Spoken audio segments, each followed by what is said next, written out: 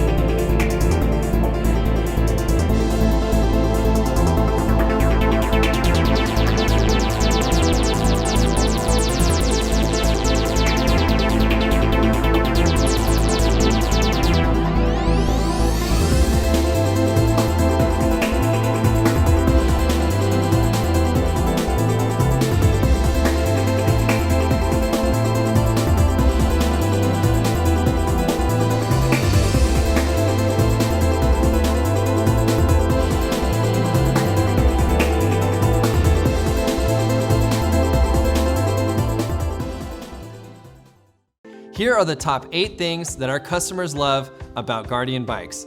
Number 1. Sure Stop brake technology. My daughter sustained a concussion based on the braking system on her old bike. I'm a surgeon that deals with trauma situations on an everyday basis, so when I went looking for a safer solution for my daughter's next bike, the Sure Stop system was a no-brainer. A focus on safety. We know that he's safe on it. It's beautifully engineered with safety as first objective. When my granddaughter's old enough, I'll be buying another Guardian bike, that's for sure. Easy assembly.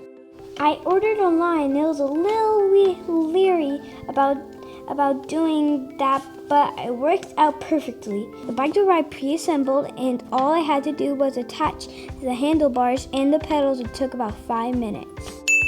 No coaster brakes. I'm so glad that we avoided coaster brake. When she starts to lose her balance, she pedals backward and regains her balance, and she is able to pedal forward. If she had a coaster brake, her bike would stop every time she pedaled backward. Lightweight. The bike is very light compared to other models we have seen at the big box stores, so it's easier to transition to her bigger girl bike. Ride size or software. Buying a bike online was a little nerve-wracking, but Guardian has a great tool to help you get the right size and see when your child will outgrow the bike. They were right on target. It was a perfect fit. Cool factor. My son loves it. It can be tough to find a high-quality kid's bike that looks cool too, and Guardian does a terrific job. Over-the-top customer service. Where I learned that Guardian really excels is with their customer service. I was mistakenly installing one of the pedals incorrectly, and when I emailed the company on Saturday morning with a question, they got back to me within an hour, both an email and a phone call. Personally walked me through the answer to my question. Even though it was my mistake, they went out of their way to help. So those are 8 reasons that our customers love Guardian bikes. And we love our Guardian bikes. And kids, I always like.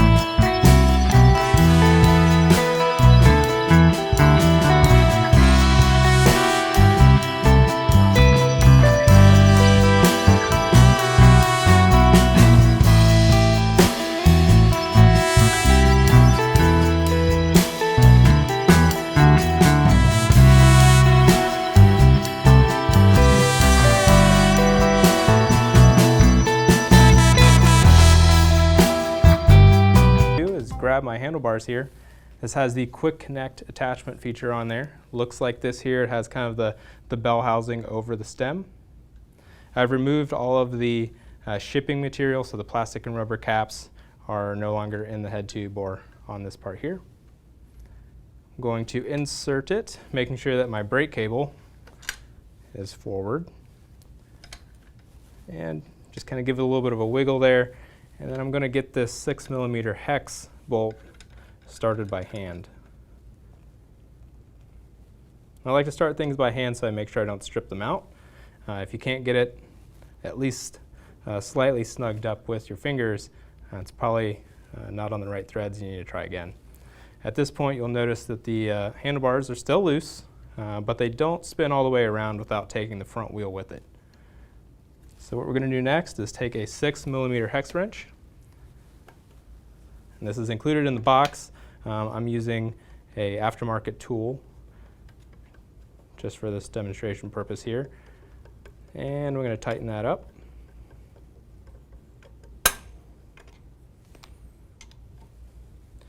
You may hear some pops and dings as this gets settled into place. And it's not completely tight yet, but you notice how the amount of travel has greatly decreased between the movement of the front handlebars and the front wheel. Now I'm going to tighten this the rest of the way, getting it pretty snug, not over tightening it, not bending the tool or over torquing it. Now our front tire and our handlebar are aligned, and your headset is connected and should not be loose in any form. Okay, so we're going to move to our pedals now. Our pedals usually have stickers on them that say left and right, but if they don't, there is an easy way to tell which one's which. The right pedal has a smooth surface finish on the bolt part of the pedal near the threads that go into the crank arms. The left pedal has hash marks across the mating surface there near the threads that go into the crank. So that's how you can tell which one's which. They are different threads. The left pedal is a lefty-tighty pedal, so opposite of what most of us are used to, which is righty-tighty, lefty-loosey. The right pedal goes on as normal, as we would think, righty-tighty, lefty-loosey. If you're looking at the bike and you're trying to figure out which one is the left and which one is the right side of the bike is always the rider's right, and it has the drivetrain and the chain on that side. So the side you're looking at right now with the chain and the chain guard here, this is the right side of the bike. I'm going to take my right pedal, go ahead and tighten, get this started by hand. Nice feature about these pedals is you can use a 15mm wrench just like normal, or you can use the included 6mm tool and go from the outside and tighten. This gives you two options. It's a little bit easier to work from the outside with the hex tool. So I've gotten that there, put that in, add a little torque, tighten that down, and we're good. You're going to do the same thing on the left. Remember I said this is reverse thread, so this is the lefty-tighty. I'm going to do the same thing here with my 6mm hex tool.